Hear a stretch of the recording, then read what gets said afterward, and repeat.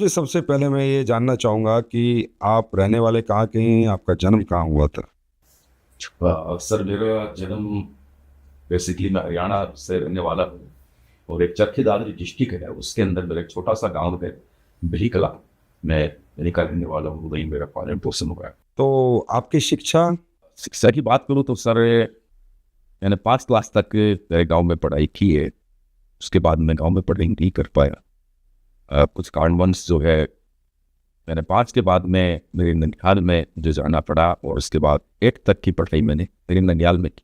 तो ननिहाल क्यों गए? ननिहाल ने गोद ले लिया आपको? नहीं, गोद नहीं लिया सर, कुछ सिचुएशन ऐसी थी, कंडीशन ऐसी थी घर की। पिताजी अस्थमा के पेशेंट थे और मजदूर थे तो काम नहीं कर पाते थे, मेरी पढ़ाई टाइम से नहीं हो पाती थी, तकलीफ़ें थी, काफ़ी परेशान थे। तो मेरे मामा जी ने आए हुए थे तो उन्होंने सोचा कि बच्चा आगे जा सकता है तो वो मुझे दे के चले गए साथ। और मेरे मम्मी पापा का भी ये डिसीजन था कि वो जा करके पढ़ाई करे, अपनी ज़िंदगी में आगे।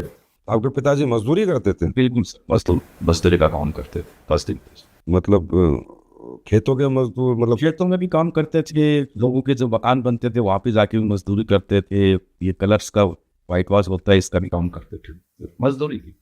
उससे उन्हें अस्थमा हो गया था। आज तकलीफ हो गई थी। तो आप कितने भाई-बहन हैं? अब हम 3 भाई हैं सर, बड़ा मैं हूँ तो मेरे से छोटे। अच्छा, बहन नहीं है कोई। बहन नहीं है सर। फिर 8वीं तक कक्षा आपने करी अपने ननिहाल में जी सर। और उसके बाद की जर्नी? उसके बाद ये हुआ सर कि 8th के बाद मुझे वापस से गाँव आना पड़ा, क्योंकि मुझे समाचार मिला मेरे पिताजी ज़्यादा बीमार रहने लग गए थे और 2 छोटे भाई थे, मम्मी थी, पिताजी थे। तो ऐसी नौबत आ गई थी कि खाने की भी बड़ी परेशानी हो गई थी। एक वक़्त के खाने की भी बड़ी दिक्कत आ गई थी।